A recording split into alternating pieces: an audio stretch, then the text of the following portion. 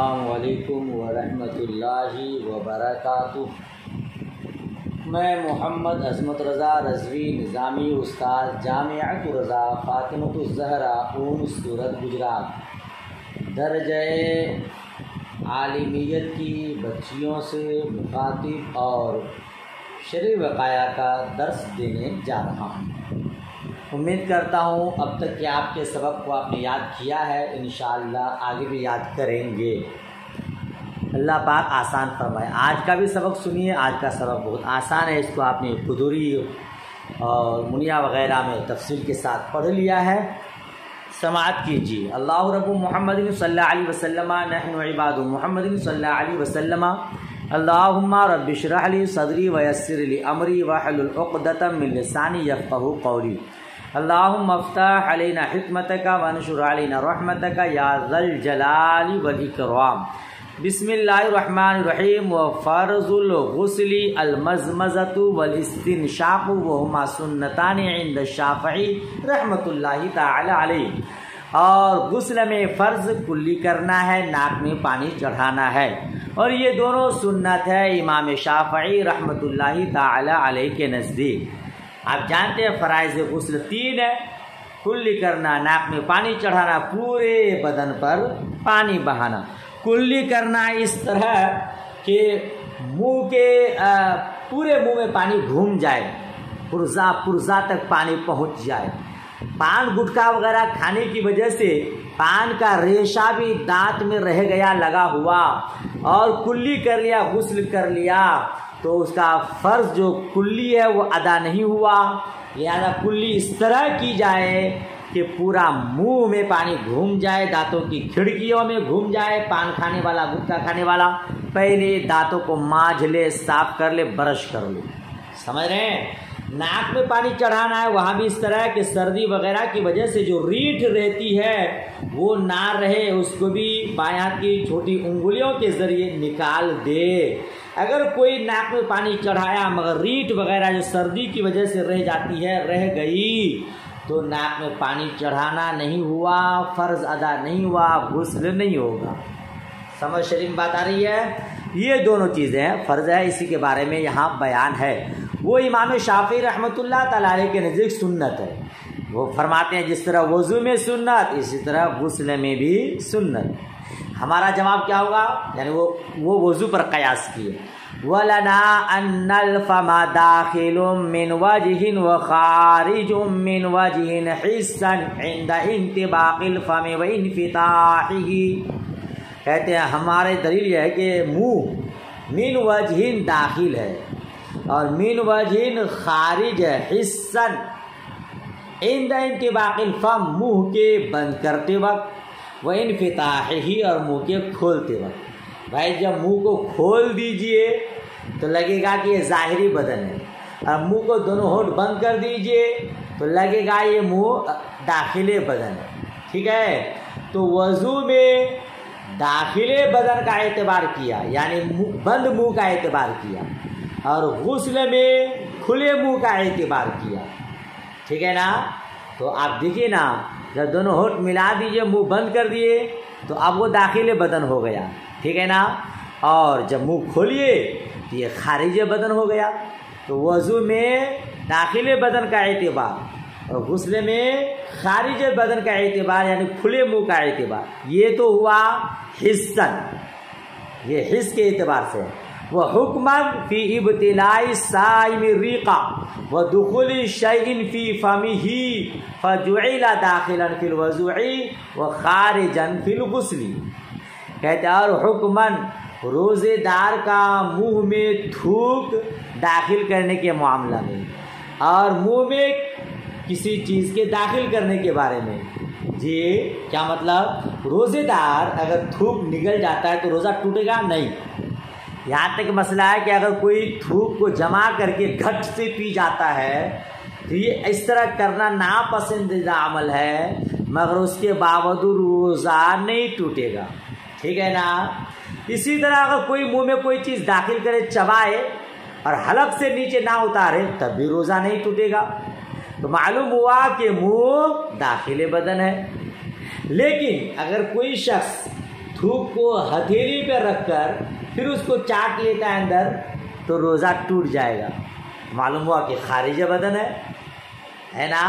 तो हुक्मन भी ये दाखिल बदन और खारिज बदन है। तो कहते हैं फजुइला दाखिलन फिल वज़ू, वज़ू में इसको दाखिल बदन करार दिया गया, खारिजन फिल गुस्ल और गुस्ल में खारिज बदन करार दिया।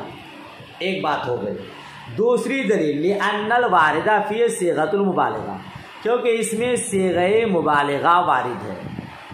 गुस्ल के बारे में सिग़े मुबालिगा वारिद है। वही कौलु ताला फत्तहरू, क्या इन कुंतुम जुनूबन फत्तहरू, अगर तुम नापाक हो तो खूब खूब पाकी हासिल करो। तो गुस्ल के बारे में मुबालगा का सिगा है। और मुबालगा कब होगा? जब मुंह और नाक सब में पानी दाखिल किया जाए। ठीक है। वो फिल वज़ू गस्लुल वजह, और वज़ू में गस्ल वजह का हुक्म है। रब फरमाता है फगसिलू वजूहकुम, तुम अपने चेहरों को धो। ठीक है ना। तो वज़ू में धोना सुन्नत और गुस्ल में फ़र्ज, चूँकि गुस्ल में मुबालगा का सिगा है। वह कज़ालिकल अनफु, इसी तरह नाक, नाक भी ज़ाहिर बदन और खारिज बदन है। अगर बड़े गौर से नाक देखा जाए तो नाक का अंदर हिस्सा नहीं दिखेगा, तो दाखिल बदन। और थोड़े से गौर से देखिए आप तो अंदर का हिस्सा दिखेगा, ज़ाहिर बदन। तो वज़ू में दाखिल बदन का एतबार करते हुए धोना सुन्नत, नाक में पानी चढ़ाना सुन्नत, और गुस्ल में ज़ाहिर बदन का एतबार करते हुए नाक में पानी चढ़ाना फ़र्ज। बात ख़त्म हो गई। वह इज़ा तमज़मज़ा वक़द बक़िया फ़ी अस्नानी तआमुन फला बअसा फ़ीह, जब कोई कुल्ली करे और उसके दांत में खाना बाकी रह जाए तो उसमें कोई हरज नहीं है। ठीक है। खिलाल करना मुस्तहब है ना, सुन्नत है ना, खिलाल कर लेना चाहिए। लेकिन मान लीजिए कोई कुल्ली किया मगर दांतों में खाना अटका रह गया तो उसमें कोई हरज नहीं है, गुस्ल अदा हो जाएगा। क्योंकि हमेशा उसके निकालने में क्या है, हरज है, तो उतना माफ़ है। खाना के अलावा कोई दूसरी चीज़ रुक जाए तो फिर उससे वज़ू या क्या कहते हैं गुस्ल नहीं होगा। जैसे मैंने बताया कि पान का रेशा भी रह गया तो गुस्ल नहीं होगा। बात ख़त्म हो गई। वह गुस्ल साइरिल बदन, वह गस्ल साइरिल बदन, पूरे बदन का धोना, ऐ जमीई ज़ाहिरिल बदन, यानी पूरे ज़ाहिरे बदन पर पानी बहाना, पूरे ज़ाहिरे बदन को धोना, ये गुस्ल में फ़र्ज़ है। हत्ता लौ बक़ल अजीन फी ज़ुफ़ुरी, यहाँ तक कि अगर आटा नाखून में बाकी रह गया, मोहतरम आटा गूंदी और नाखून में क्या हो गया, आटा बाकी रह गया, फ़ग़तसला, फिर उसने गुस्ल कर लिया। यहाँ इग़तसला यानी मुज़क्कर का सीगा है, तो मुज़क्कर ने आटा गूंदा और उसके नाखून में क्या हो गया, आटा रह गया और उसने गुस्ल कर लिया। ला यज्ज़ी, काफ़ी नहीं है, काफ़ी नहीं है, क्योंकि आटा पानी को जज्ब नहीं करता है।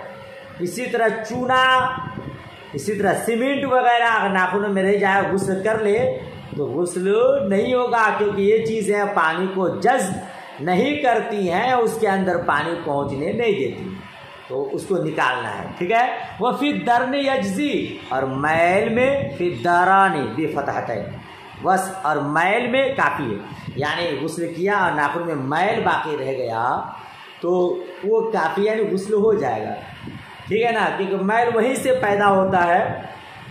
कहते इज़ हुआ मुतवल्लिदुन मिन हुना का, क्योंकि वो उसी जगह से पैदा होता है। मैल खुद ब खुद नाखूनों में आ जाता है, उसके में हरज है साफ़ करने में हमेशा, लिहाजा, और वो पानी को जज्ब भी कर लेता है तो उससे गुस्ल हो जाएगा। वह कहता तीन, और इसी तरह मिट्टी, नाखून में मिट्टी रह गई है ना और गुस्ल कर लिया तब भी गुस्ल हो जाएगा। क्यों? लिअन्नल माअ यनफ़ज़ु फ़ीह, क्योंकि पानी उसमें जज्ब हो जाता है। ठीक है। वह कदा सबग़ु बिल हिना, और इसी तरह मेहंदी से रंगना, अगर नाखूनों को मेहंदी से कोई रंगा है ना, तो उससे गुस्ल वज़ू हो जाएगा। लेकिन नील पॉलिश, जिससे मोहतरमा लोग नाखूनों को पॉलिश करती हैं, उससे वो अगर बाकी रह जाएगा तो वज़ू नहीं होगा, क्योंकि वो पानी को जज्ब नहीं करता है। ठीक है ना। फल हासिलु अन्नल मुअतबरा فی ھذا الحرج، کہتے ہیں اس میں معتبر حرج ہے۔ خلاصہ کلام یہ کہ اس باب میں، جواز غسل کے باب میں حرج معتبر ہے۔ جس کو صاف کرنے میں حرج ہو وہ چھوٹ ہے، وہاں جائز ہے، اور جس کو صاف کرنے میں حرج نہیں وہ معاف نہیں، اس کو صاف کرنا ہی پڑے گا۔ سمجھ شریف میں بات آئی۔ وَإِذَا اِدَّهَنَا فَأَمَرَّ الْمَاءَ فَلَمْ يَسِيلْ يَجْزِي، کہتے اسی طرح کسی نے تیل لگایا اور اس پر پانی گزرا مگر پانی پہنچا نہیں، یجزی کافی ہے۔ آپ بدن پہ تیل لگائیے، خاص کر کے سرسوں تیل، اور دیکھیے اس میں پانی بہائیے، وضو کریے تو بدن پہ، جسم پہ پانی لگتا ہی نہیں، پانی چھلک کے نکل جاتا ہے، بہہ کے نکل جاتا ہے۔ تو ایسی صورت میں وضو ہوگا کہ نہیں، غسل ہوگا کہ نہیں، ہو جائے گا۔ اس میں بھی حرج ہے، صابن اور یہ اور وہ لگانا ضروری نہیں ہے۔ پانی آپ ڈالیے، بھلے پانی چھلک جائے، بہہ جائے، جسم پہ نہ لگے، جذب نہ کرے، تب بھی وضو و غسل ہو جائے، ٹھیک ہے۔ وَأَمَّا ثُقُوفُ الْقُرُطِ فَإِنْ كَانَ الْقُرُطُ فِيهَا فَإِنْ غَلَبَ فِي ظَنِّهِ أَنَّ الْمَاءَ لَا يَصِلُ مِنْ غَيْرِ تَحْرِيكٍ فَلَا بُدَّ مِنْهُ وَإِنْ لَمْ يَكُنِ الْقُرُطُ فِيهَا، کہتے ہیں اور کان کی بالی کا سوراخ، وَأَمَّا ثُقُوفُ الْقُرُطِ، بالی کا سوراخ، بالی جیسے کان میں پہنتے ہیں نا آپ لوگ، تو اس میں جو سوراخ رہ جاتی ہے اس کو کیا کہتے ہیں، ثقوب القرط کہتے ہیں۔ پھر اگر سوراخ اس میں ہو، نہیں اس میں بالی ہو، فین غالبا، قرط کا معنی بالی، ثقوب کا معنی سوراخ، فین کان القرط فیا، پھر اگر اس سوراخ میں بالی ہو، فین غلبا فی ظنی، اگر آپ کو غالب گمان ہو کہ پانی نہیں پہنچے گا بغیر تحریک کے، تو اس کو حرکت دینا ضروری ہے۔ بھائی کان میں، ناک میں بالی پہن رکھے ہیں، چاہے مرد ہو چاہے عورت، اگر غالب گمان ہے کہ بغیر حرکت کر کے، اگر اس کو نہیں ہلائیں گے، ادھر ادھر نہیں کریں گے آگے پیچھے، پانی وہاں نہیں پہنچے گا تو اس کو حرکت دینا ضروری ہے، ٹھیک ہے۔ وَإِلَّا يَكُنِ الْقُرْطُ فِيهَا، اور اگر اس میں بالی نہ ہو، فَإِنْ غَلَبَ عَلَى ظَنِّهِ أَنَّ الْمَاءَ يَسِيلُ مِنْ غَيْرِ تَكَلُّفٍ لَا يَتَكَلَّفُ، اور غالب گمانوں کے پانی بغیر تکلف کے پہنچ جائے گا تو لا یتکلف، تکلیف نہ اٹھائے۔ سمجھ شریف بات آ رہی ہے۔ کان چھدائے ہیں، ناک چھدائے ہیں، اور اس میں بالی نہیں ہے، جھمکا نہیں ہے، خالی سوراخ ہے، اور آپ کو غالب گمان ہے کہ اگر اس میں کچھ نہیں بھی کروں گا تب بھی پانی پہنچ جائے گا، تو آپ کو تکلف کرنے کی ضرورت نہیں، تکلیف اٹھانے کی ضرورت نہیں، غسل ہو جائے گا۔ وَإِنْ غَلَبَ عَنْهُ لَا يَصِلُ، اور اگر غالب گمانوں کے نہیں پہنچے گا، إِلَّا بِتَكَلُّفٍ، مگر تکلف سے، ہے نا، خود بخود پانی نہیں پہنچے گا، ہاں وہاں انگلی لگاؤں یا اس کو حرکت دیں تو پانی پہنچ جائے گا، تو کیا کریں گے، یہ تکلیف اٹھائیں گے، ٹھیک ہے۔ وَإِنِ الْزَمَّ سَقَفُ بَعْدَ نَازِعِهِ، اور اگر سوراخ بند ہو گئی بالی اتارنے کے بعد، جھمکا اتارنے کے بعد، وہ سارا بحال ان امر علی الماء یدخلوا وان غفل لا یدخلوا، اور اس ایسی حالت میں وہ سوراخ ہو گئی، سوراخ اس طرح کی ہو گئی کہ اگر اس پر پانی گزاریں تو داخل ہوگا، اور اگر غفلت کریں داخل نہیں ہوگا، امر الماء، تو پانی کو گزارے۔ سمجھ شریف بات آ رہی ہے۔ سوراخ ہے، اس میں جھمکا بھی نہیں پہنے، بالی بھی نہیں پہنے، اب کچھ دنوں تک بالی نہ پہننے کی وجہ سے سوراخ کی یہ حالت ہو گئی ہے کہ بند ہونے جیسے ہے، اب اگر اس میں پانی داخل کریں گے تو داخل ہوگا، اگر غفلت کریں گے تو نہیں ہوگا، تو پانی گزارنا ہے، وہاں پہ داخل کرنا ہے، ٹھیک ہے۔ وَلَا يَتَكَلَّفُ فِي إِدْخَالِ شَيْءٍ سِوَى الْمَاءِ مِنْ خُشُبٍ أَوْ نَحْوِهِ، کہتے ہیں کہ پانی کے علاوہ کسی دوسری چیز کے داخل کرنے میں تکلیف نہ اٹھائے، لکڑی وغیرہ کی، یعنی اس میں سوراخ میں پانی نہیں گھس رہا ہے تو ایسا نہیں کہ آپ بانس لے کر کے اس میں پانی گھسائیں گے، لکڑی وغیرہ داخل کر کے پھر پانی گھسائیں گے، نہیں، اتنی تکلیف اٹھانے کی ضرورت ہے، اس میں حرج ہے، سمجھ رہے ہیں۔ ہاں آپ معمولی حرکت دیں یا پانی کا چھینٹا ماریں، اپنے ہاتھ اس میں ملیں انگلیوں کے ذریعے، پانی گھس جائے گا، پانی داخل ہو جائے گا، تو اتنا کرنا ضروری ہے۔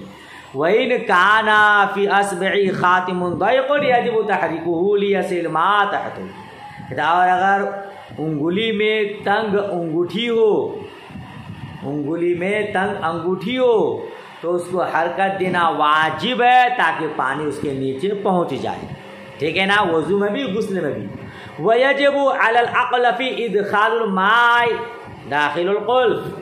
کہتے ہیں اور اقلف والے پر، اقلف والا بین سطر اوپر دیکھیے بے فتح الحمزہ، الذی لم یختم، جس نے ختنہ نہیں کیا. تو حشفہ کے اوپر جو چمڑا رہتا ہے نا سپاری کے اوپر، تو یہ اس پر پانی کا داخل کرنا واجب ہے. اقلف والے پر جو ختنہ نہیں کیا اس پر اس چمڑے کے اندر پانی داخل کرنا واجب ہے. ٹھیک ہے نا. وَإِنْ نَزَلَ الْبَوْلُ إِلَيْهَا وَلَمْ يَخْرُجْ عَنْهَا نَقَضَ الْوُضُوء. اور اگر پیشاب اس تک اتر آئے، پیشاب ہوا، پیشاب کا قطرہ آیا مگر چمڑے تک آ کے رک گیا، وَلَمْ يَخْرُجْ عَنْهَا، اس سے باہر نہیں نکلا، نَقَضَ الْوُضُوء، تو وضو کو توڑ دے گا کیونکہ خروج نجاست پائی گئی. ھذا عند بعض المشائخ، یہ بعض مشائخ کرام کے نزدیک ہے، یعنی اس میں اختلاف ہے. فلا حکم الظاہر من کل وجہ، تو ان کے نزدیک فلاح تو خلفاء کے لیے پورے طور پر حکم ظاہر ہے، یعنی پورے طور پر مکمل طور پر وہ ظاہر بدن ہے. ٹھیک ہے نا، لہذا اس کو پانی کا پہنچانا ضروری ہوگا.